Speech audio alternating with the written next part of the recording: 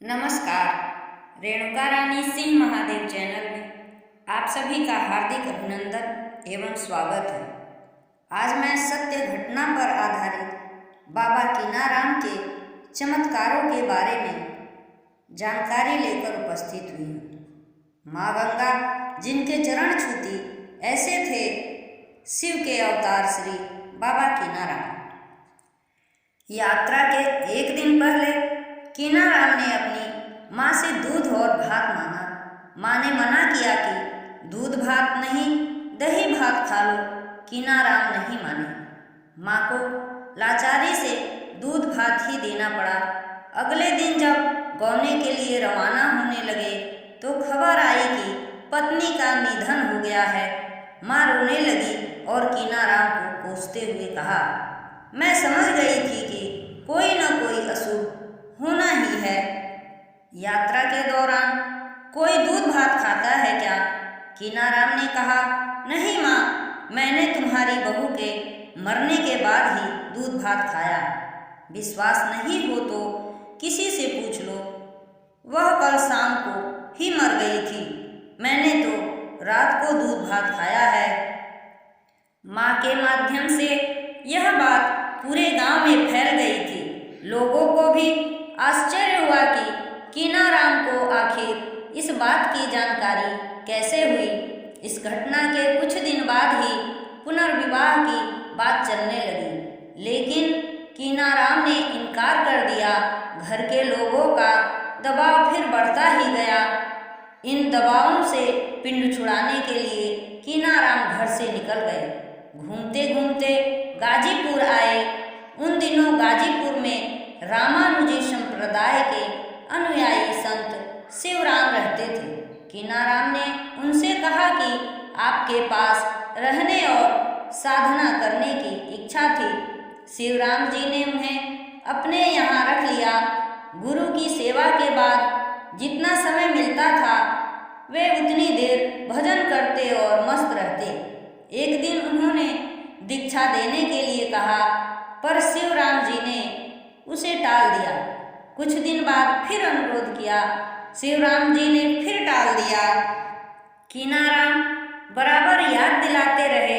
अंततः कई महीनों बाद परीक्षा लेने पर शिवराम ने कहा, कीनाराम चलो, गंगा तट पर तुम्हें दीक्षा देते हैं। गुरु का आदेश पाते ही कीनाराम प्रसन्न मन उनके साथ चल दिए। रास्ते में अपना आसन कमंडल कीनाराम को देते हुए उन्होंने कहा, तुम यह सब लेकर घाट पर चलो, मैं आता हूँ। गुरुदेव की सामग्री लेकर कीनाराम घाट पर आकर बैठ गए। थोड़ी देर बाद उन्होंने महसूस किया कि गंगा की लहरें उनके पैरों पर आकर टकरा रही हैं। कीनाराम ने आचमन किया और कुछ ऊपर जाकर बैठ गए। थोड़ी देर बाद फिर वैसा ही हुआ।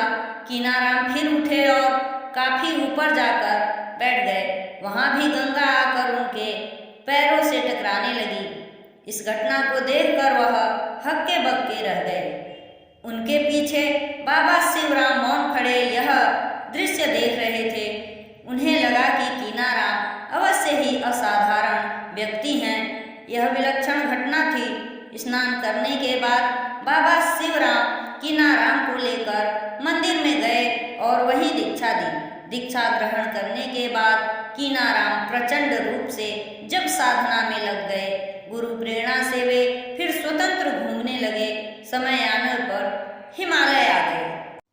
भ्रमण पथ पर आगे चलकर बाबा कीनाराम कारो गांव पहुँचे, जहाँ एक विधवा बूढ़ी माँ रो और कलप रही थी। बाबा कीनाराम जी ने उसके रोने का कारण पूछा। मालगुजारी की वसूली के लिए उसके एकमात्र पुत्र विजय को जमींदार तपती धूप में बंधवा कर मार रहा था। बाबा ने जमींदार को समझाया और मानवता के नाम पर क्रूर भाव छोड़ने को कहा, जिसे बिना लगान वसूली के जमींदार तैयार न था। बाबा जमींदार को अपने नीचे जमीन खोदकर लगान राशि प्राप्त करने को कहा। क्रोध में अपने जूते की एड़ी से जमींदार खोदने लगा और दौलत से भरा मटका देखकर बाबा के चरणों पर गिर पड़ा।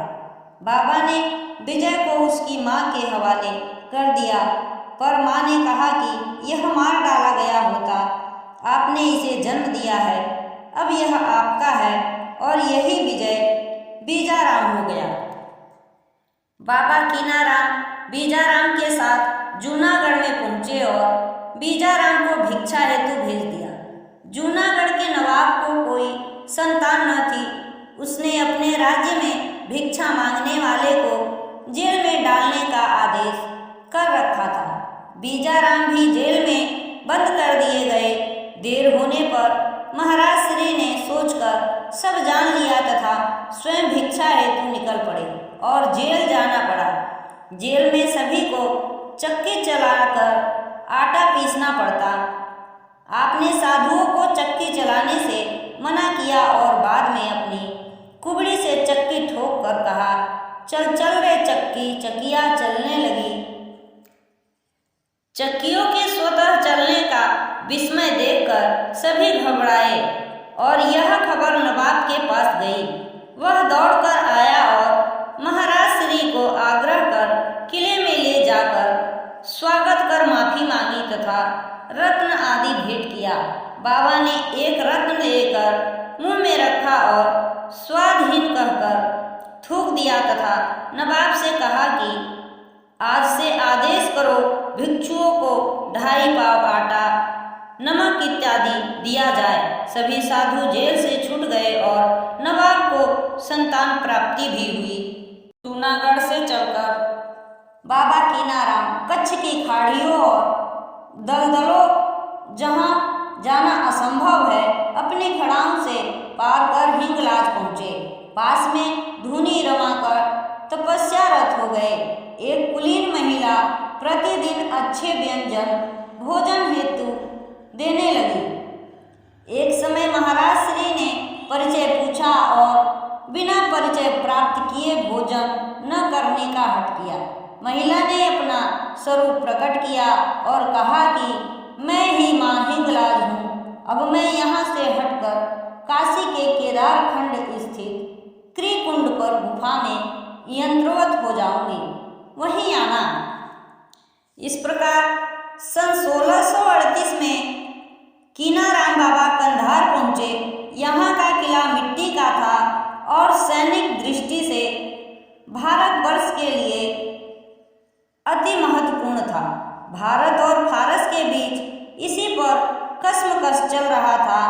जहांगीर के बुढ़ापे में फारस के शाह अब्बास ने कंधार के किले पर कब्जा कर लिया था और तभी से जहांगीर और शाहजहां कब्जे में लेने का प्रयास करते रहे, पर असफल रहे। शाहजहां अवहड़ संतों में विश्वास रखता था, अतः महाराज श्री ने उसे आशीर्वाद दिया। फारस के सूबेदार शाह के खिलाफ हो गए और बिना लड़ाई के शाहजहां को किले पर कब्जा मिल गया। इसी किले में शाहजहां ने महाराज श्री का स्वागत किया। यहाँ से बाबा गुजरात स्थित गिरनार पर्वत पर जा पहुँचे और पर्वत पर कमंडल लिए कुंड अघोरी शिला पर बैठे सिद्धेश्वर दत्तात्रेय को बड़े विभत्स रूप में मांस का एक बड़ा टुकड़ा लिए हुए देखा। उसी मांस का एक टुकड़ा दांतों से काटकर महाराज श्री को आदिगुरु दत्तात्रेय ने दिया। खाते ही दूरदृष्टि की प्राप्ति हुई। गुरु दत्तात्रेय ने कहा, दिल्ली का बादशाह। महाराज श्री ने कहा, काले घोड़े पर जा रहा है, सफेद साल है जो नीचे गिर रहा है। गुरु दत्तात्रेय ने कहा, जाओ समाज को चेतना दो। माँ हिंगलाज की प्रेरणा से बाबा कीनाराम गिरनार, कश्मीर और दिल्ली होते हुए काशी में हरिश्चंद्र घाट आ पहुँचे, जहाँ आदिगुरु दत्तात्रेय श्री कालूराम के नाम और रूप में बैठे मुर्दों की खोपड़ियों को चना खिला रहे थे। महाराज श्री कीनाराम ने पहचान लिया और उन खोपड़ियों को चना खाने से रोक दिया। कालूराम जी ने भोजन की इच्छा व्यक्त की। महाराज श्री ने गंगा से याचना की और 3 मछली गंगा से उछलकर चिता की आग में भुन गई। गंगा बाढ़ पर थी, एक लाश बहते जा रही थी। बाबा कालूराम ने कहा, मुर्दा जा रहा है। महाराज श्री ने कहा, मुर्दा नहीं, जिंदा है, और आवाज दिया। मुर्दा किनारे आ गया। खोलने पर पास आया और वही राम जियावन राम कहलाया। बाबा कालूराम जी के साथ महाराज श्री क्रीकुंड पर गए। वह स्थान राघवेंद्र सिंह की जमींदारी में था। राघवेंद्र सिंह ने लिखित रूप से इस भूखंड को महाराज श्री को दे दिया और धूनी तथा मड़ई की स्थापना हो गई। एक समय क्रीकुंड में निवास करते समय छठ के मेला पर बाबा बीजाराम सितार वादन करते हुए उठ चले। काफी ऊपर उठ जाने पर उनके शरीर से आग की लपट निकलने लगी और फिर अदृश्य हो गए। कुछ समय के बाद आप जब दिखाई पड़े तो आपके शरीर पर बड़े बड़े चमगादड़ लिपटे थे, जिन्हें महाराज श्री के निर्देशानुसार इमली के वृक्ष पर स्थान मिला, जिनके वंशज आज भी वहीं निवास करते हैं। क्रीकुंड पर एक विधवा ब्राह्मणी अपने मरणासन एकमात्र पुत्र को महाराज श्री के चरणों पर डाल बिलख कर रोने लगी। महाराज श्री ने कुछ चावल के दाने क्री मंत्र पढ़ते हुए कुंड में डाला और कहा, जा इसी में नहला दे। आज से जो भी इसमें 5 मंगल और इतवार स्नान करेगा तो अपनी व्यथा से मुक्त होता रहेगा तथा जब तक गंगा काशी में रहेगी तब तक यह कुंड भी रहेगा। तभी से आज तक लोग आते और स्नान।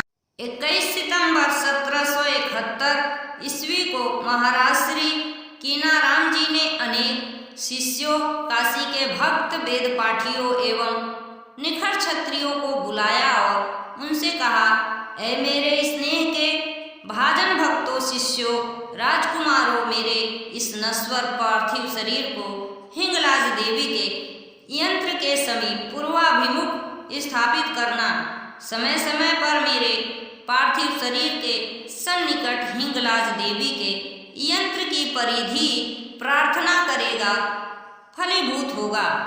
इसके बाद हुक्का पिया कि भूकंप में सदृश बड़े जोर की गर्जना हुई। आकाश में बिजली की लपट जैसी चमक हुई। गुरुदेव महाराज श्री कीनाराम जी के ऊर्ध्वरंध्र से तेजोमय प्रकाश निकला और ब्रह्मांड को छेदते हुए विचित्र बाघनादों की गूंज के बीच आकाश में विलीन हो गया। सभी करुण वेदना में बिलखने लगे। भीड़ उमड़ पड़ी, कहने लगे, हमें भी ले चलो। तब तक आकाश से आवाज आई, व्याकुल न हो। क्रीकुंड स्थित हिंगलाज देवी के यंत्र की परिधि में चिताओं की लकड़ी से जलती हुई अखंड धूनी के सन्निकट सदैव एक रूप से मैं रहूंगा। करुणा का त्याग करो, स्वस्थ मन होकर देखो। क्षण मात्र के लिए मालूम हुआ एक लंबी भुजा सबके मस्तकों को स्पर्श करते हुए ऊपर उठी और विलीन हो गई। सुबह को एक पहर दिन हो चुका था। आकाश में दुंदुभी के स्वर गूंजने लगे। भक्तों, श्रद्धालुओं द्वारा पुष्प विकीर्ण किए जा रहे थे। पुष्पों के अंबार और सुगंधित द्रव्यों से स्थल के विचित्र वायुमंडल में माधुर्य फैल गया। पुष्पों के पराग के बीच हिंगलाज देवी के यंत्र की परिधि में गुरुदेव महाराज श्री कीनाराम जी के पार्थिव शरीर को स्थापित किया गया। तभी एक बार पुनः आकाश से आवाज आई, प्रिय भक्तों, प्रेमियों, किसी